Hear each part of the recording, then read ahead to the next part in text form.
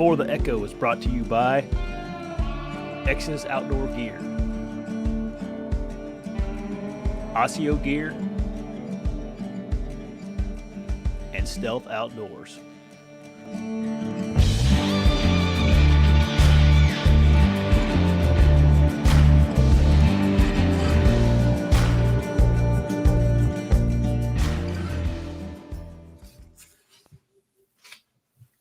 Hey everybody, welcome to the show. Everybody, we got Jake Belinda on today. We usually do this at night, so that's why I screwed that up. But today, yeah, or whenever you're watching this, I get a lot of questions over the last few years about filming my hunts, what cameras I should get, how do I do it, this and that. And I met Jake. We met this deer season in Ohio, and Jake kind of does filming deer hunts for a living. A little bit of everything. Yep, and he was real knowledgeable about it, so I thought we'd get on here and just chit chat back and forth about filming your hunts and give you guys like recommendations on gear and different budgets that people may have, and kind of give recommendations on what you should or shouldn't buy with that money. And Jake would be way better, or at least be able to give way more options than I can, or have more knowledge than I do about it. So yeah, thanks for getting on, dude. Yeah, man. Appreciate it. Try to help people out and save money where they can and spend money where they should. Yeah. That's the biggest thing.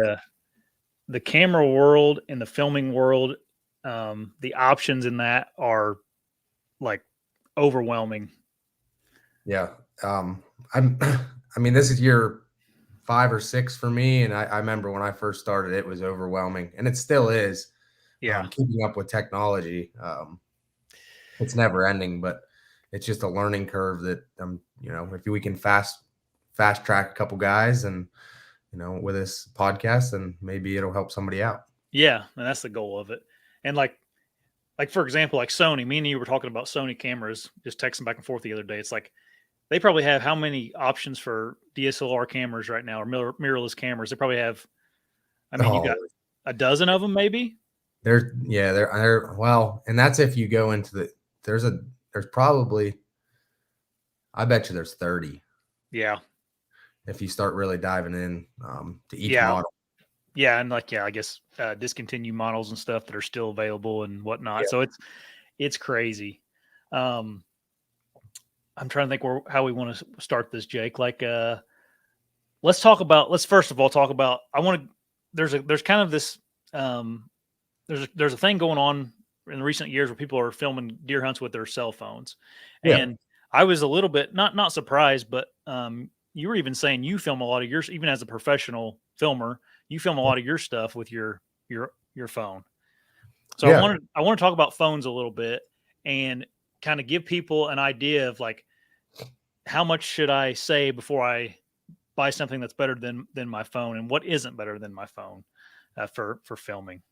Yeah. So, for me anyway, why I continue to use a cell phone is strictly because it's something you use every day and it just seems more natural. So a lot of guys are used to being on their phone, so it's easier to just pull out of your pocket than get your camera out of your bag or take it along into a tree or something like that. So it's just you're more comfortable with it. So the more comfortable you are with something, the more you're going to actually use it. So I think that's where a cell phone really comes in handy. I use it for just point and shoot stuff all the time. Any digital social media stuff, you'll see me grab my instead of getting my big camera out, I'll just use my cell phone because it's right there. The sound quality is pretty good. It's usually just face to face for those point and shoot moments. Yeah. And do you film like hunts with you have a setup on a camera arm or anything for your phone, or do you just use it as a handheld? Yeah, no, I don't use my phone. When it comes down to like any of the action, I have enough gear and things that I don't use the cell phone anymore. The only thing I use a cell phone for, and you'll see it at Western hunts, people use them for maybe filming through a spot and scope, or it's more the face-to-face interaction stuff is what the cell phone's really good for. And then if you have to you can film a hunt entirely with a cell phone. It's just I don't have me personally, I don't have the setup for it because I'm beyond that Right. in my level, so to speak. So, but if you're just starting out, a cell phone, in my opinion, is one of the best ways to start filming your own hunts. Yeah. Well, and it's like a lot of people don't want to hear that, right? They want to like a lot of people want to have something to buy, Oh, but 100%. like I think the fact of the matter is maybe you don't agree with this, but like I just grabbed this. I got this old handy cam here. It's a Panasonic handy cam that Yep. it's like $300 or $400. Like this thing probably isn't as good as my phone now. Maybe 10 years ago it was, but now I'm kind of downgrading in quality from my phone Yes. to Yeah, this. exactly. So like those days of going to Walmart and buying like a little Canon handy cam or something, it's like I don't know if I'd spend your money on that anymore. Yeah, there's a certain level that I wouldn't drop below in price range, and that's probably that $1,000 mark, Yeah. because then you're just getting into like you said, the handy cams. In my opinion, they're junk, because they don't have good optics in them. They don't have good stabilization. I mean, there's nothing really in there that they're cheap for a reason. They're mass produced and they're just kind of thrown out there for people to grab. They're more or less for like birthday parties and things like, Yeah. you're taught when your kid takes his first couple steps or something like that. But in terms of when you're in the elements filming in the woods, they're not gonna do. I mean, you'll see guys on YouTube still try to zoom all the way in on something with a handy cam, and it gets so pixelated and blurry, you can tell it's a buck or something, but you can't tell anything else. Everything just kind of all the pixels get mashed together. Yeah. And So, anymore, like some of the cell phones have really good zoom options that aren't, they're not great either, but they're just as good as a handy cam. yes. So that was like a big point I wanted to make. Cause I get a lot of people like, I got $500. What should I buy? I'm like, man. I keep saving. Yeah. And that's just, I mean, this is my personal opinion on all of it. I like the little bit higher quality stuff. Just because I mean, you want to be able to go back and let's say you are a guy that's filming for the first time and you just want to show your family, your friends, like, oh, look at this 10 point I seen. But you go and you zoom all the way in on it. You can't even count how many points it has. Like, it could be a 10, it could be an 8, it could have a kicker. You have no idea. And you see my point where Yeah. if you just save the extra couple $100, then you have that little better quality and then you have a more better user experience. And that's kind of what you're after anyway. Yeah. For guys that want to film with their phones, Jake, like what kind of phone do you like, or what's good specs on a phone? Well, I just upgraded to the brand new iPhone. And here's the thing about filming with a cell phone, right? If you're out there listening, why not invest into a brand new cell phone? Because one, now you have a cell phone that you're going to use all the time. And then two, the video qualities of it. I don't know the exact specs in terms of like the zoom. So like the iPhone 15 has like 9 to 15x. I don't know the megapixels and things like that. I haven't dove in, but it's high quality enough that I'm not afraid to use it. But the cell phone, that's why I keep going back to the cell phone, because it's saved right there, and that's what you're going to be watching it on most likely anyway. Until then, as we get farther down this discussion onto computers, softwares, things like that, most guys are going to want to and that's the thing about handy cams. Then you have to have a computer. How are you going to transfer that from a computer to your cell phone to be able to watch, to show your buddies? Yeah.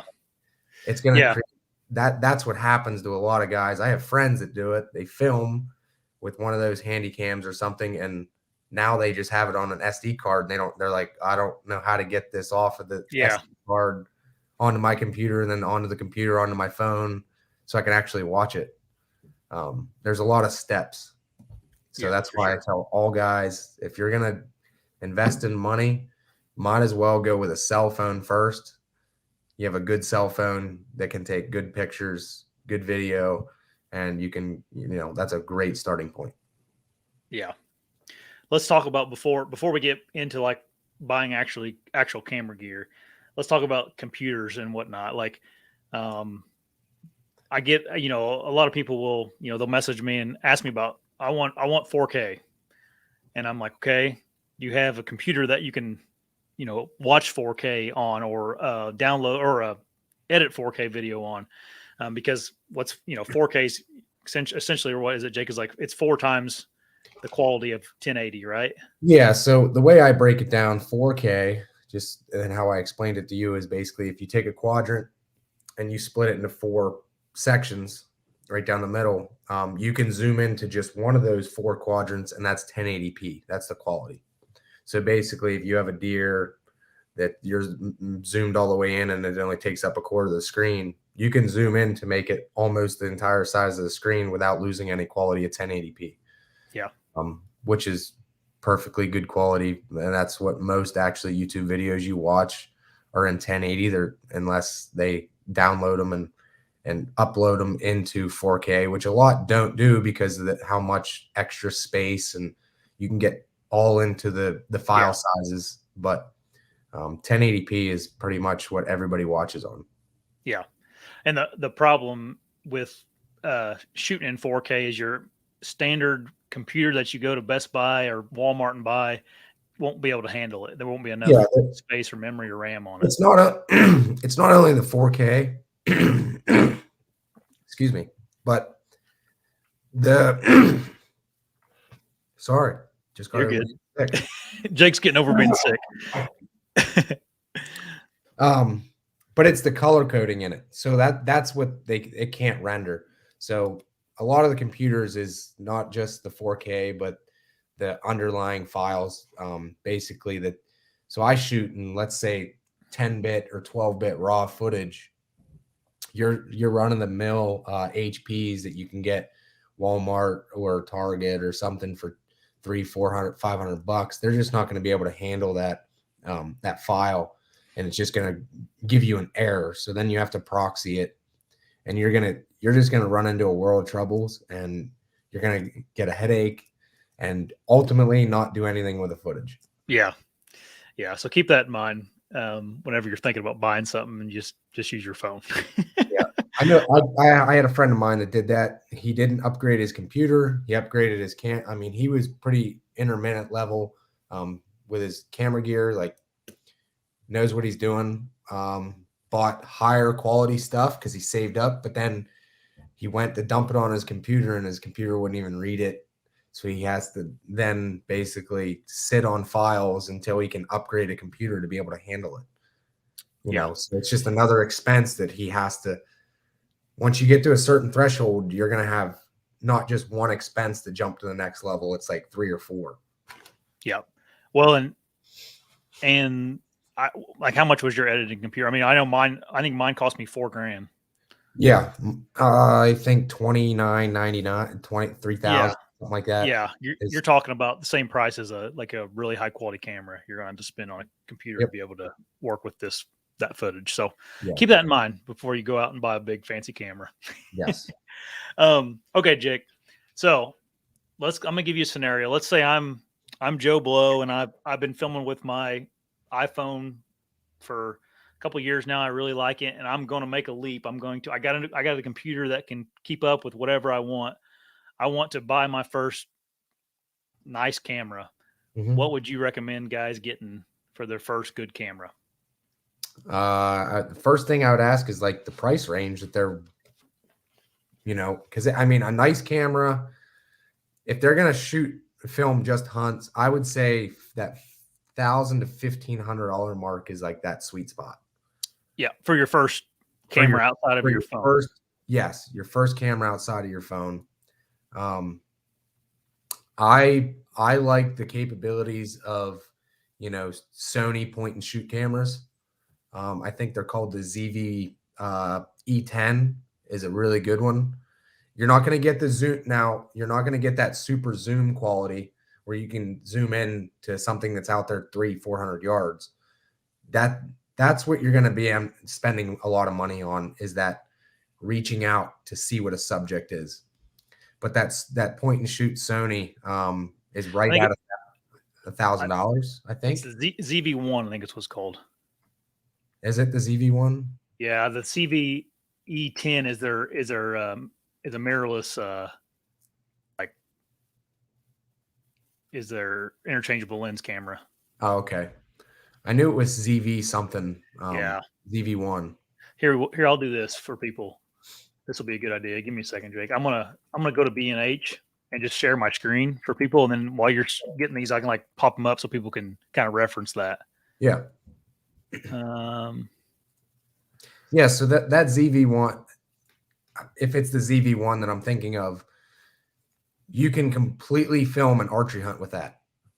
And not only that, it has the megapixels to take those good, after shots that you're looking for, that trophy grip and grin. Yeah, right there. It's 748. yeah. I mean, that's perfect for if you're going to be your first camera. It's small, fits in your pocket. It's not going to be bulky. It's going to be lightweight, so you don't have to maybe spend the money. Like what we're going to talk about here in a little bit is like camera arms. It can fit on pretty much any camera arm. It's light. That's going to be probably my number one that I point guys towards for archery hunting, specifically your first camera. I filmed a bunch of deer hunts with this camera. 2 years ago, this is the only thing I used to film deer hunts was this little camera right here. It's super light, isn't it? It's literally, it's smaller than your cell phone. Like it's thicker, but the footprint isn't very big. I mean, you can literally fit it in your pocket. It's not super, super high quality stuff, but it's pretty good. Yeah, it's good enough for YouTube or whatever you want to use it for. Yeah, exactly. If you can tell what the subjects are, you can film, deer and as soon as they get that 60, 50 yard mark, that's what you're looking for in an archery setting. You're not trying to film something 200-300 yards away and rifle seat. If you're sitting in a box blind, now you're getting into different subjects. And then basically from there, I would jump to like maybe it's called an NX70. And Sony. It's another Sony. You'll hear me going back to Sony a lot just because I like Sony. I've owned Sony equipment things. It's treated me very well. It would be the ZV or NX. Maybe try the NX80. Yeah, I think the 70 is the old model now. Is it the old model? Yeah, This is 3-4 years ago. So I don't know what the equivalent is. So that's going to the next jump up in terms of just a point and shoot. That's the 90. So there's one in between there. There's a used one for $1,700. There you go.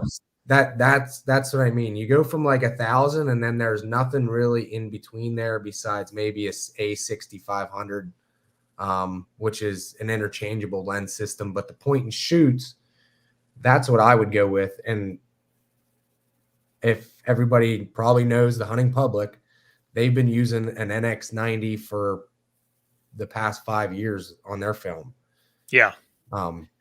So that's the quality that they continue to use is that NX90, which is the next point and shoot, which is what I would say for guys if they're going to want to really film their hunts. Now you're getting a little bit bigger in size, but that's covering pretty much all your bases for that. Yeah. The only downside is it doesn't do photo. So where the ZV-1, it does photo and video. So you can still take those, grip and grin shots. Right. Yeah. And this is probably 15 times bigger than that ZV-1. Yeah, it is. The in-between stuff that now there is, I've seen some pretty good handy cam things. Like the AX 53 100 or 53. Yeah. They're at that $1,200 mark. It's somewhere in there, if I believe. They're pretty good, but you need a little bit better external microphone to go along with that camera. And the same thing with that ZV-1. I would upgrade the microphone system in it just so you can get that higher quality sound. And then you can start diving into all the accessories. This is the AX 700.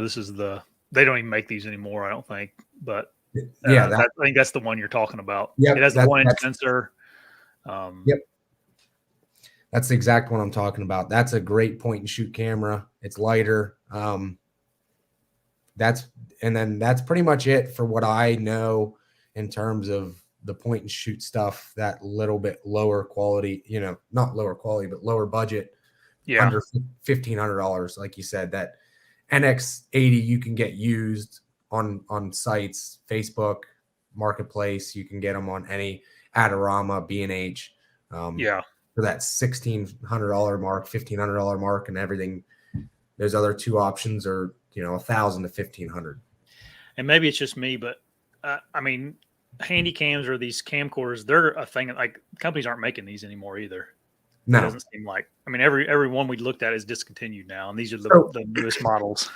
Well, that's basically the reason behind that is because the next level is that Sony interchangeable lens system, the E-mount stuff, which is basically you get into the A7 Mark III, and now you're getting into more, not the professional level, but it's user friendly enough that it's easier to figure out. And there's so many out there on the market now. They took over that handycam market.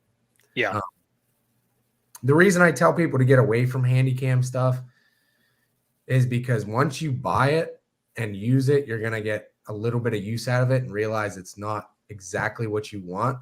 And now it has no resale value because you can't get rid of a camera that was cheap to begin with. And now it's even cheaper. And people are just a lot of guys are just going to say, why would I spend $1,000 for something that's used that doesn't do what I want? I can just save an extra $500, upgrade by 10 times and have brand new. So that's why it's really you got to be really careful when buying that first camera. That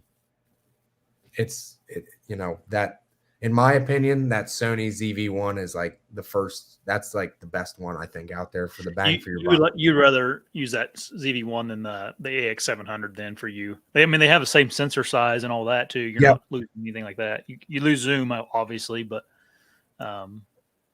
in my opinion, like I archery hunt a lot and you do too. That's the main place where most guys are going to be filming their hunts is archery hunting, point and shoot stuff when they're shooting their bow in their yard. They're not trying to get out there 100 and some plus yards. So that's you don't need a 10x zoom on something like that. You're going to start spending money when you get in that 10x plus. Like that's where I spend a lot of my money too, is that reaching out and being able to see what the subject is. All right. Let's talk about, let's say a guy has this camera here, they have the AX700 and they're ready to go all out. Let me ask you this before we go there. Is it worth, like, in your opinion, would a guy be okay with getting the A6500 and a decent lens next, or would you go ahead and just jump up to like full frame A7, whatever? At this point, with technology and what's out there, is I would go ahead and just jump up to the A7 Mark II or Mark III. And the reason being is because they've been out on the market long enough that you're going to be able to find used ones if you're going to go that route, or brand new, they're still pretty cheap. I think the A7 III was my camera that I ran for a long, long time. That's what I ran. I mean, there's so many guys in the industry that run that camera because it's a dual purpose film photo camera that you can do pretty much anything you want with it. So that's what I learned for 2 years on, and that's what I basically got me to the point, and I succeeded to basically the level of that camera, the capabilities, and then I had to upgrade from there. But it took me a while to get past that, the camera's capabilities. And I mean they're cheaper than that A7 or AX700 now. Like the used market here is $1,200 ish. And that's just on B&H. I mean, I've seen them on Facebook Marketplace everywhere for $1,000. Oh yeah, yep. look at and then if you're going to use guys, if you're going to buy one online, simply ask the shutter count. If you get up into those 40,000 shutter count, 50,000 shutter count, it's kind of like miles on a vehicle. That's when it starts breaking down the camera a little bit more. And I would shy away from those super high shutter count cameras, the 60, 70, 80,000, over 100,000 is no question. Okay. Which is basically how many times the shutter was clicked. Sports photographers that just sit there and rack it. Yeah. Yeah. Their cameras aren't really good for resale. Yeah. They use and abuse them. Let's answer one of these questions real quick. Yep. Jake, before we get too much farther. Eric, he asked, what do you have to look for in a camera to know if it will be good in low light? It's going to be the sensor, but then it depends on if you're running a mirrorless camera or a handycam style is going to be the f-stop value. So it's basically its focal distance. So the number, you always see the number f2.8, f3.5 to 5.6. Yeah. The lower the f-stop, the better the low light capabilities. And then your ISO is basically a false lighting setting. So that false lighting that's put into the camera, anything that's over like 16,000 to 32,000, you're going to start noticing a lot of pixelization. It's going to look fuzzy. It's all the noise in the image.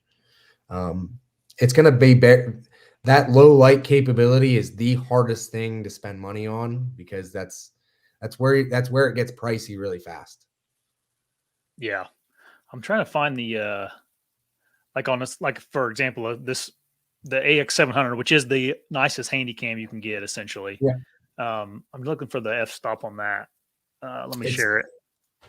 I don't know if let's see. I don't know if it'll tell you or not.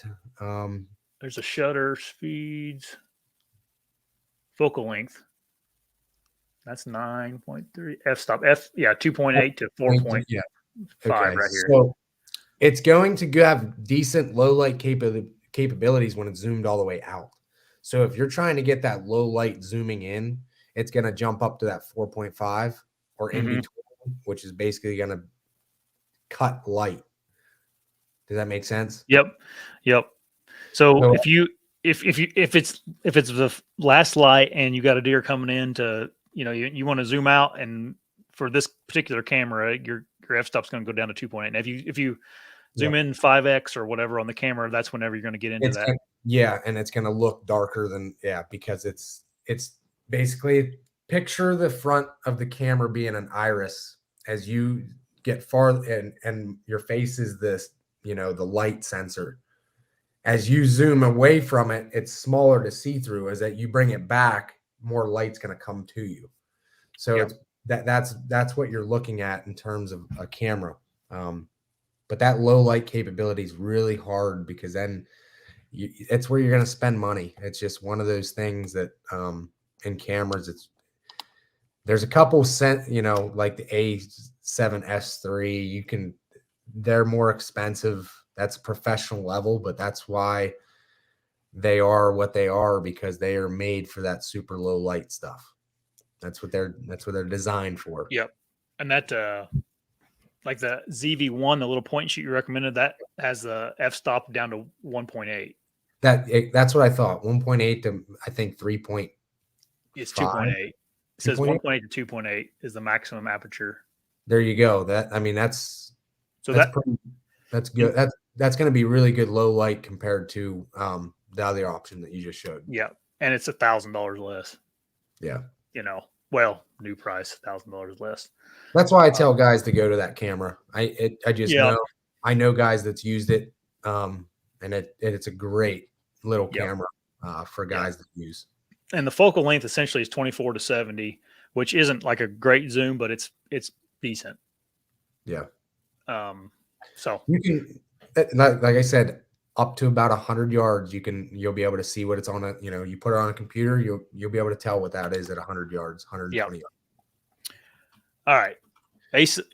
We're looking at the A7 III right now.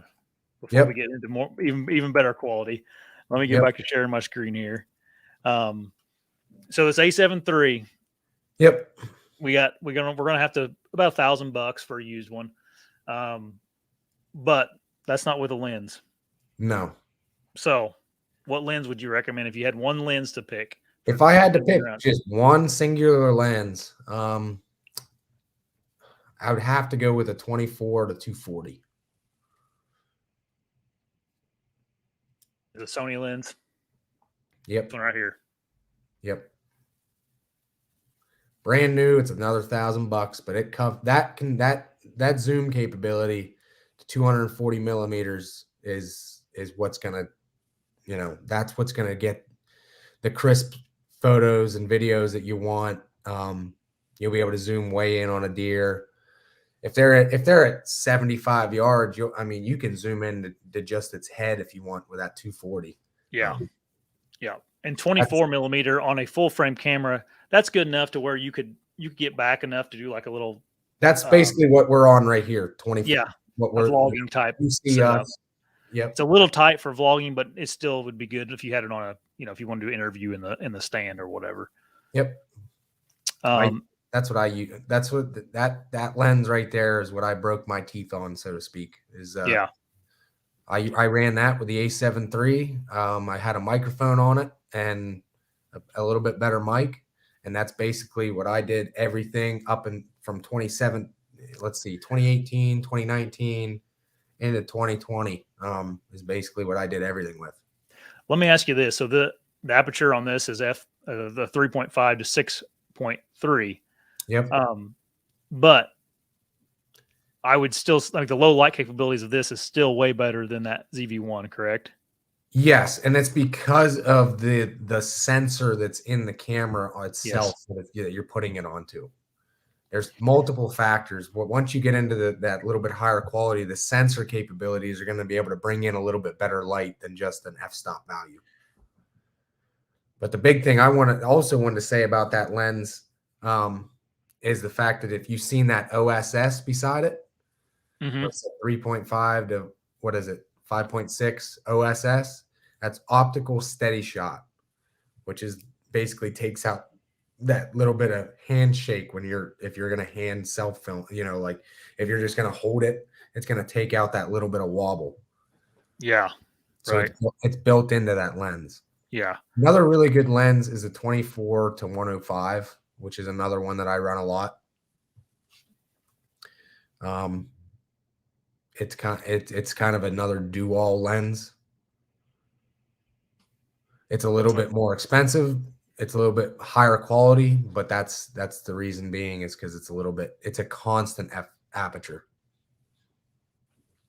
Okay. But that being said, okay, so you're not losing your aperture when you go to 105 millimeters. No, it stays at that f4 value. Yeah. But what's nice about that lens specifically is the fact that you can be really close to a subject and get like really close details. Mm-hmm. Like if you want to, like you always see pictures of just people's eyeballs, like, slow motion blinking and things like that. That's what I can do that with that lens right there because it, how close I can get to a subject, and I can even zoom into 105. Yeah. So it just depends what you want. If you want something that you can reach out there a little farther, you'd probably go with the was it 240. 240. Yep. If you want something that's a little better, high quality, Yep. and like we're talking, like I don't know how to say this, but like you're a professional at this. I don't know if the average guy is going to be able to tell a difference between those two lenses, right? They're not getting, that I'm going to be able to tell. You might be able to tell, but the guys, run-of-the-mill guys, aren't going to be able to tell. It's just the small, intricate detail stuff that I can tell. Yeah, yeah. There's some cheaper, all the kit lens stuff out there, the 18 to 55 or whatever they always are. Yeah. I mean, they're just, in my opinion, they're just not really good for much besides a studio lens. Yeah. You have a controlled environment. Yeah. Yes. Controlled lighting, controlled everything. That's the only thing that they're really good for. Yeah. So we need to talk about full frame versus crop sensor cameras a little bit, because I know that's something that's like a little bit hard to understand for people when you're looking at these cameras. What are like what's a disadvantage? Like because we talked about you would just go from if you're going to go from a self or the ZV1 say to something like this, you would just skip over the crop sensor cameras. Why is that? I guess exactly. They used to be they used to be a lot better. So like let's say the APC format cameras, the crop censored ones, the cheaper Sony cameras. They used to be a lot better. And they were basically that perfect middle of the road, but now the price points of used full frame cameras are the same price. So why wouldn't you jump to that full frame? Right. Like this is Sony's cheapest mirrorless, and I mean you're looking at $800. Yeah, that's what I'm saying. 700 for the the full frame A7 III. No, $300. Yeah, for a used one. I mean, why would you not? You see what I'm saying? Like there's no real reason to cut yourself short on so many aspects, because then you got to start understanding different things with the crop censored stuff. Yep. So you throw let's say you have that 24 to 105 lens and you throw that on this crop censored Sony camera, your lens isn't 24 to 105 anymore. It's like 40 to, or what, not 40, it'd be like 30 something 30, to, it'd be like 35 to it's like 1.6 times. Everyone's a little different. Like Lumix is a little different than others. Yeah. I think Sony's 1.5 and Canon's 1.6, and that's what I mean. So why I tell guys to not even look at them is because you're gonna start doing what we're doing now. You're gonna dive down a rabbit hole. Yeah. And why even confuse yourself?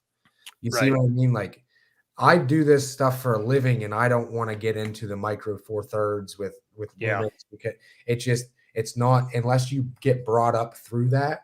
Yeah. And understand it completely and set your entire like self up with that. There's no reason to even get into that little bit of a rut to try to understand something that you're going to end up getting out of, and now you have to learn something else. Yep. All right, let's keep her moving before we get too nerdy on this stuff.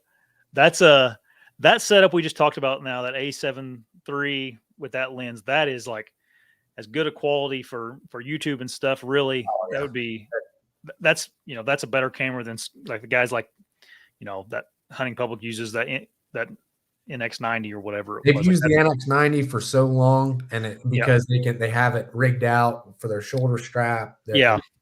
It's a rip. But we're just saying, I'm just giving you a reference. Like those guys are using that camera. This camera is you can do more with the camera Jake just talked about. Yep. Okay. Now I want to be a baller. I want to get the best I can get. What camera are you going to tell a guy to buy, like for filming hunts?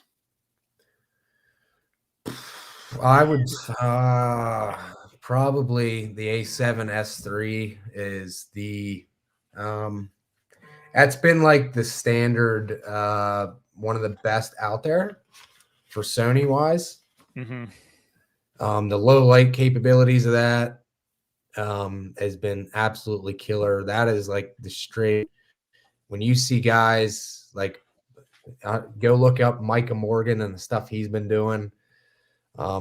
He's been doing that magic with that camera for years. He's now into like a little bit higher quality FX6. You can now you're getting into the professional level where these guys, this is all they do. They're going to spend the money, the $3,000 to $4,000, $5,000, $10,000. There's some cameras that I just looked up that are $25,000, $30,000 cameras. You can get lost in it. Yeah. What's the Jake? Like, why would a guy need to upgrade to the A7S III versus the A7 III? Like, I guess what are you getting out of this A7S III? The low light capabilities of the camera. So the S stands for sensitivity. Sensitivity to light. So it brings in light so much better, and it's the sensor that's built in on that little, on the X the square on the front of the camera is built for light to bring that light in, compared to the A7 III. The Yeah. A7 III, and that's basically why the price difference is what it is the bodies are the exact same. If you don't notice, they look pretty much identical. Yep. What you're paying for is the internals. Yeah. And I think what this have this has a 12 megapixel sensor, 12.1, yes. 12.1, and then the A7 III would have, I think it's 20, maybe 22, 24, 20, 22. yeah, 23.5 or maybe. Yeah. It's Yeah. 24 maybe. Yeah. Would you say the A7 III is a better um like hybrid camera than this one? Like if a guy Yeah. wants to take good pictures too, you'd want the A7 III. This A7S III is not for taking pictures really. I mean, you Yep. can obviously. I take quite a few photos with it. Yeah. But it's not it's meant for just Video. digital Yeah. and video. It's not meant for, like, if I take pictures with that camera, I'm not going to blow them up and try and print them or do anything like they. Right. The megapixels are too small. Yeah. Instagram, you can't really tell. Yeah. But beyond that, it's not really made for it. Yeah. I would say the best right now, the best hybrid photo video camera out there is the A7 Mark IV. Which is just the upgrade from the A7 It's III. just an upgrade from the 3. Yep. But with the guys not understanding, if they're going to go for their first camera, they might not understand all the buttons. And it's a little bit, see how it's an intermittent price range. Mm-hmm. That's why I always lean everybody towards the A7 III, is the fact that you can get it for literally half that cost and pretty much do the exact same thing. Yeah. Yep. Yeah, this probably has some more megapixels. They probably upgraded, this little thing that doesn't matter. Yep, it has 33 megapixels. It's got a little bit better sensor in it. But again, you're kind of splitting hairs. I mean, for a guy wanting to film their deer hunts. Exactly. I mean, you can dive down any rabbit holes. You can get into the same thing with Canon, same thing with Nikon. Yeah. I mean, yep. I personally, and that's where I told you that day at the hunting camp was down in Ohio, was the fact that that's why I like Sony, is because you can go on Marketplace and you can buy a used lens that's completely fine for half the cost that a new one is, because there's so much out there. Yeah. In the market. Sony hands down kind of has the best lens selection. I mean, they got everything you could possibly think of. They almost have a lens for it. Whereas Canon now, they switched their lens to some EF mount, and there's not as many lenses for their new stuff anymore. Same with Panasonic or any of the other ones. They don't have the selection that Sony does. And that's exactly why I lead guys the direction I am, and I keep going back to the Sony thing, A7 III with various lenses, because there's so many out there. Yeah, you can grab one, use it, not like it, and get rid of it for probably the same price that you bought it used. It's not like you're gonna be getting into a market where you're like you have this equipment that you can't get rid of because nobody wants. Let me ask you this, Jake. If you're going to buy that A7S III, would you buy any different lenses for, or are those two that you mentioned for the? Yeah, they'll be completely yes. I mean, I'll show you here. I actually have I have both those cameras that I said. Yeah. This is my A7 Mark IV, and I actually have, well, this one's a 16 to 35, but this is a wide angle, but this is about the size of that. So this is the same size as the 24 to 105 is. Yep. And this is basically anything you would need to film an entire hunt with. The A7 III with the 105, 24 to 105 lens on it. Yeah. It's pretty small. Like, it's not really super heavy. I mean, that's the perfect, yeah, intermittent level. You save, you're not going to spend a bunch of money, but you're going to get the quality you want. You're going to be able to do anything you want with it, take any pictures, any video. And that's kind of like that perfect middle of the road. Yeah.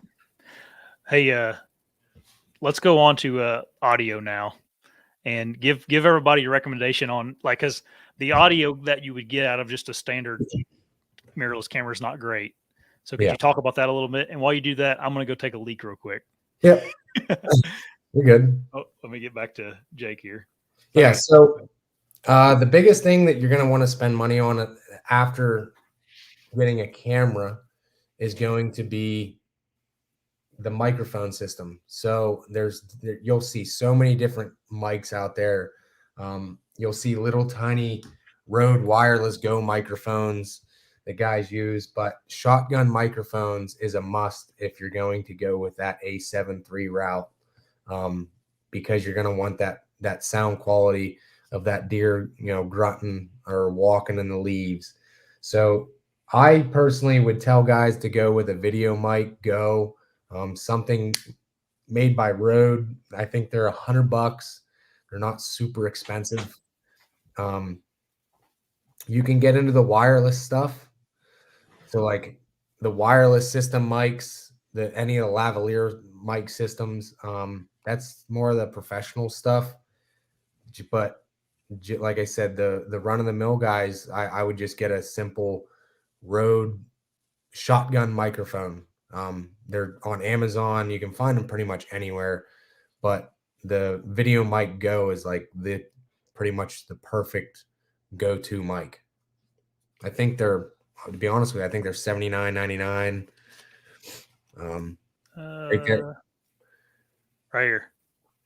Right there. Okay, Video Mic Go. That's $100. Yeah. That one's perfect. Jake, does that one run on camera power, or does it have a battery? That one runs right off the camera's power. So you don't have to fiddle with batteries for it or anything. That's what I have right here. I have it just because this is kind of my run and gun setup that I wear for myself. You just plug it into the side, runs right off the camera battery. Because what you don't want, I mean, I have the bigger microphone systems. I have one laying here somewhere, that Video Mic Pro Plus. But what you run into is that it runs off its own microphone, its own battery. You run that battery down in the field, you can't plug it in. Or if you leave it plugged in and don't realize it died, you don't have no audio. Yeah.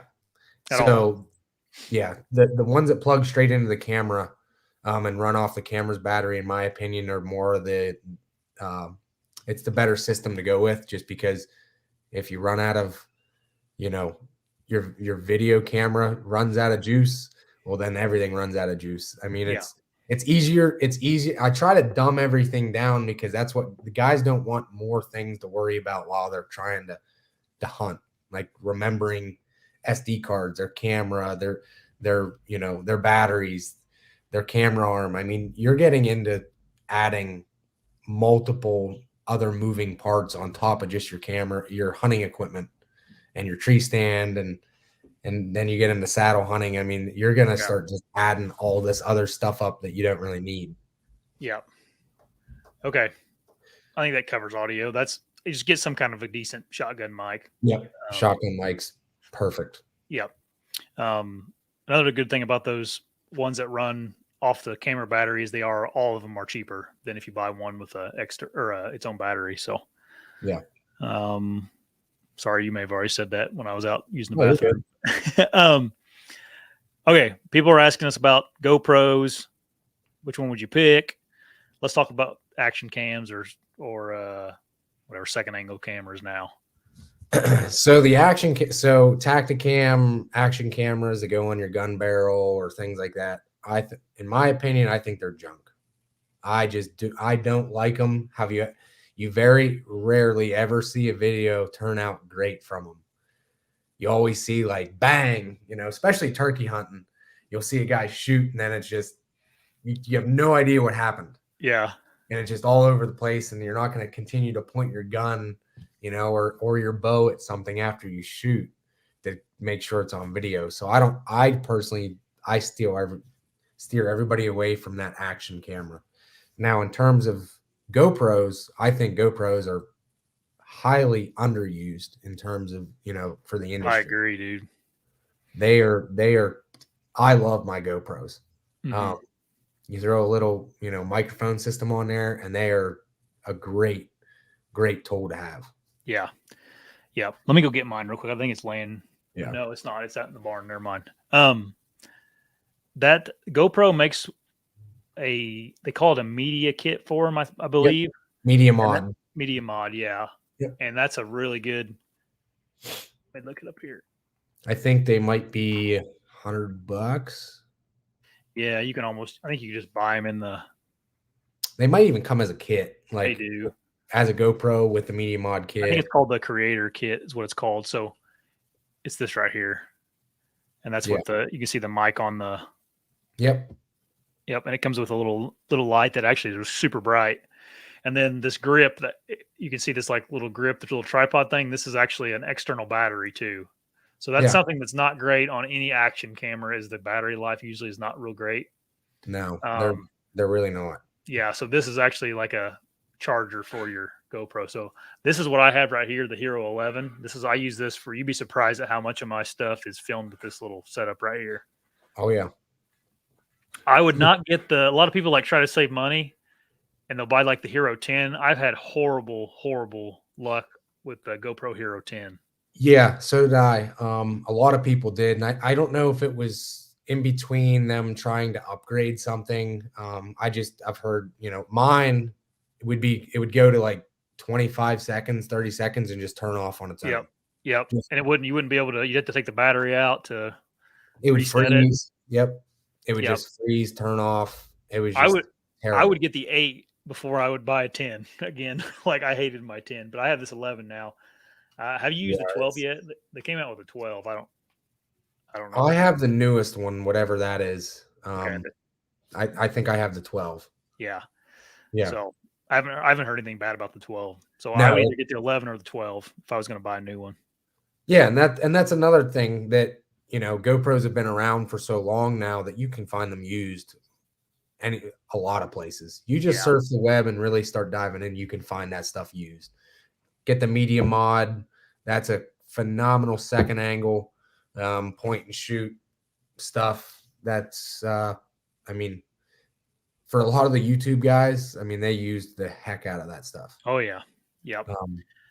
So if you're looking right there at getting a GoPro with a media mod and the microphone, you get the A7 III with a microphone and just one lens. You're looking at like $3,000 for pretty much everything combined, everything you need.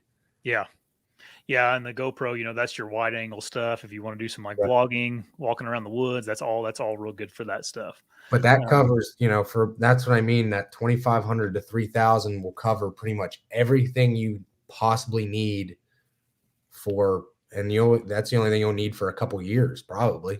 Yeah. Batteries and whatnot. You got anything to add about batteries, SD cards, accessories?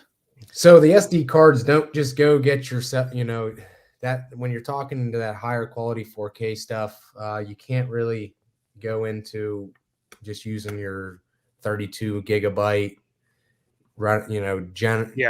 generic SanDisk that you can buy from Walmart for $20. They're just not going to cut it. A little bit, you got to get the pro graded. They're gold standard. I forget what they're called. The Extreme Plus. Yeah, maybe. Extreme. Let's see here. I have, as you can see here, I have an entire thing of SD cards. I don't use them anymore. They're called the Extreme Plus is what I use, or that Extreme Pro. Yeah, they're not too bad anymore. They've come down in price. No, that's right. For the 258 6 gigabyte. Yeah, that's basically right there. That's all you need.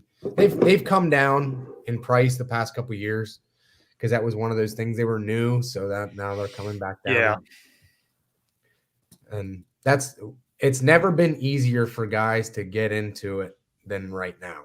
Yeah, because everything is used out there on the market that I think is completely good quality that you've seen guys either producing content from or the past couple of years. The stuff's out there, you can get it. It's not like you got to spend the top tier dollar to get anything to make it worthwhile. Yep.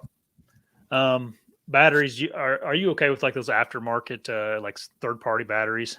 Yeah, I haven't had much problems with them. I've noticed that they don't have the length of life. Yeah, Like let's say an hour straight filming with the native Sony batteries, and like maybe 50 minutes with the other ones, the cheaper. yeah, but you're talking a quarter of the price Yeah, sometimes. like I have a whole bunch. I mean, I got an entire bag of batteries. But Yeah, when you get to the level, like when I go on video shoots, I make sure I have batteries out the wazoo and right.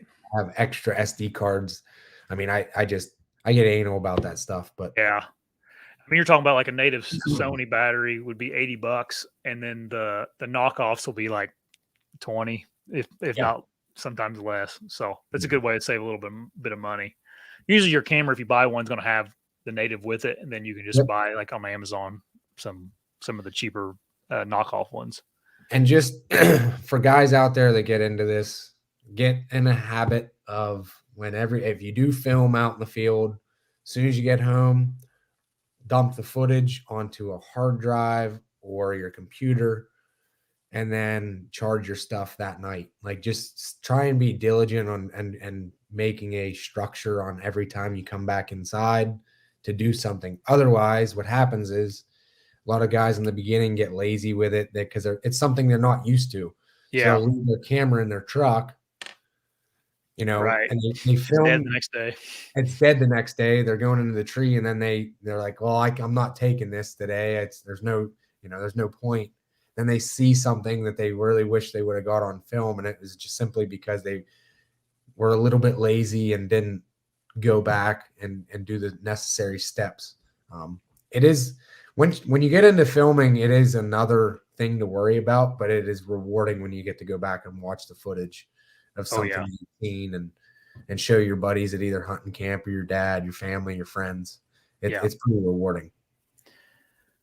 Let's talk about we haven't talked about camera arms and like fluid heads. What camera arm do you run? Um, I currently have a couple of them. I've been running in the beginning I ran a super heavy muddy. Oh yeah, that's used to be like the only people that made them back in the day. Good ones. Yeah, they were. I mean, that thing was a brick, but Hmm. it did not move on the tree. It was solid. Right now I am running a Fourth Arrow. They're called their Mini Light series or something. It's got the holes through it. I run it because it's just a little bit lighter to lighten my load on my pack, especially if I'm going to carry different lenses. Well, there's Levi Morgan. It must be good. Yeah, yeah. Uh, And look at the camera he's using. I think it's one of those ZV. no, No, it's a AX, one of the yeah, AX ones. Yeah, which is AX30. one you mentioned, I think. Yep. Yeah, but it's I mean, you're looking right there, $100 for your cheapest one, Yeah, which is one of their best sellers because it's the cheapest. right. Would you buy the cheapest one though, or would you recommend No, see, I have the satellite kit. right here? Yeah, I That's what have I that. have. Yep. That's the same one I run. It's just because I like the three-way capabilities of the arm, especially with me Hmm. saddle hunting to move around. The fluid head ain't bad on it. I would say to upgrade. I personally would upgrade the fluid head to Manfrotto or something along those lines. Yeah, Um, there's so many different fluid heads out there. yeah. There's a lot of guys run that small rig one. Um, Uh, I think I know which one you're talking about. The small rig fluid head. yeah, it's super. That's why I have a couple of them. There's so many names for all this. It's hard for me to remember. Yeah, I think it's this one right here is one I have. No, that's not it. Right here. So just a little. CH10, the Yep. compact fluid head. Yep. Does that tighten down with uh the what are they? I'm drawing a blank. It That has. does It not. has. It No, has. okay. It's a side. It's a side Titan. Yeah. Why do you Okay. ask? Or what are you thinking, Jake? There. So if you look up, there's a new company out there that I don't know if they'll have them on that. It's called Tracer. So it's basically it was made for spot and scopes, things like that. That instead of tightening it down on the side, so you know how you have your handle, your Yeah. camera handle, all you have to do is turn it to the right, and it'll tighten it down as you're moving it. So if you're moving on a deer, all you have to do is tighten it like a screwdriver, and it stays locked in place. This one here. Yeah. Huh. That tracer fluid head. That's nice. Yeah. So It'll be way quicker. yeah, it's very quick. Or more hands free, I guess, is probably Yes. the best. Yeah. I'll have to look into that thing. Yeah, it's pretty sweet. My buddy had it out west when I was hunting elk with him, and he was using it, and I put my camera on it, and it was just I could move it around quick and then tighten it and lock it into place and not touch it. You know, it's the more quick, Yeah. less movement. Yeah, because I mean, with less fiddling with things, with the almost better. all, at least the ones I've ever seen are used. You're talking about, you got to adjust on the side. It's and we're talking about like the tilt of the camera. Yes. Because if you have it too loose, the camera will keep moving on you. Yep. It's hard to explain unless you filled with a fluid head, but that's a good setup there. Yeah. So, but you're gonna, if you're getting into filming hunts, you're gonna have to buy it. I mean, this is what guys don't think of. They're just like, oh, I want to buy a camera and start filming my hunts. Well, you have to have a camera arm. You got to have a fluid head to put it on. You have to have a microphone. You got to have a computer to drop the footage on. Yep. Have a hard drive to save that footage. Otherwise, it's going to take up all your memory on your computer. Yeah. I mean, it's a lot, but that's why we're kind of going over all this. Oh yeah, I love it too. I mean, it's obviously my passion, so it's very rewarding when you get a deer on video and you can make a video about it. So yeah. Did we cover everything? Last but not least, I think would be the hard drives or the how to read basically onto your computer. Something like this. Yeah, basically hard drive. I got little tiny SanDisk ones. You're gonna need probably something along the lines of this. It's just a little adapter to go into your computer. Yep. To read SD cards, to read basically straight from the camera if you want, or to view HDMI ports. They're just small accessory gadgets that you're gonna need. Yeah. To be able to it'll like $100 bill you it'll $100 bill you to death, like all those little things, because a couple terabyte storage is I don't know, a couple $100, $100 to $200.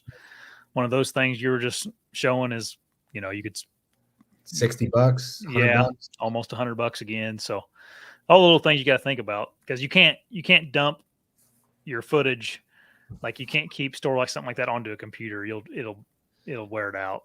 Well, it'll bog it. Yeah, it'll bog it down to the point where it's going to be slow, glitchy, and not be able to almost unusable. So you want to get some kind of external drive. So that's if all said and done, if you get the cheapest stuff like that ZV1 with a microphone, let's say a microphone, that shotgun mic's $100. I think don't quote me on this, but you're still looking with a camera arm, all the accessories, not a computer. Because computers, they can range from, there's $1,000 ones, $3,000, but you're still looking at almost $2,000 between the camera, the accessories, the camera arm, and what you need to film. You're looking at almost $2,000 worth of gear. Yep. Between batteries, everything. Yep. Looking at almost $2,000 for the cheapest, worthwhile. Yeah, right. outside of just go ahead and use your phone if you don't, if you're not going to That's spend that. exactly, and that brings me back to the point, why not use your cell phone? Because it has pretty good sound quality. Yeah, that's what it's made for, right? Yeah, I mean, Talking to. Yeah, the cell phones are, and that's so if you're not looking to spend $2,000 to get the setup, why not have a brand new cell phone? And at the same time, then you'd be able to learn from that and shoot horizontal and start monkeying with different softwares, that they have built onto the phones now, apps, CapCut. Yeah. I mean, a lot of stuff is made with the cell phone anymore. That's something else to note. Like if you're going to film with the cell phone, a lot of people will just film like this. You make sure you film landscape or whatever. And start what I can't stand is the guys that start it like this and then halfway through will tilt it. Yeah. I've seen that so much. They're like, oh yeah, here comes a deer, and they switched it. The orientation's all different. Yeah. So keep that in mind. It's hard. Like people start filming like this all the time, and then that's unusable for like a guy like me. You have to have it, sideways, but whatever, 16:9. So, yeah, but I mean, even these cell phones nowadays, I mean, they're 4K. Oh yeah. I can shoot in RAW to be able to color grade and do all this crazy stuff with a lot of. I mean, you start following some of these guys on socials. There's some pictures that you've seen me post that are cell phone pictures that people have no idea about. Yeah. That I color graded, made them look nice. I mean, it's all they're pretty amazing when you actually dive into a cell phone's capabilities. Oh yeah. Yep. Well, man, we've been on here for over an hour now, so I think we went over everything, gave people at least some options and things to think about. Yeah. So getting into self filming, man, it's fun, but it's I'd say to save at least $1,500 to $2,000 before you dive into it. Right. To take that step, because otherwise you're just kind of wasting your money. Yeah. Yep. Well, man, how can people reach out to you or find you on social media? So my personal stuff is Jake Belinda on social media, and then The Void Hunt on YouTube. I got a bunch of hunts that I'm working on actually right now, this week, next week, week after. They'll all be coming down the pipeline hopefully by May, and be caught up completely by the end of the summer. There you go. I got your stuff linked below in the description too, so if you guys want to go check out Jake. Thanks, man. You're a wealth of knowledge when it comes to cameras. Yeah, if anybody ever has any other questions, they can reach out to me, DM. I'm all ears. I try to help guys out where I can. Yep. Have a good one, guys. Thanks for watching. See you, man.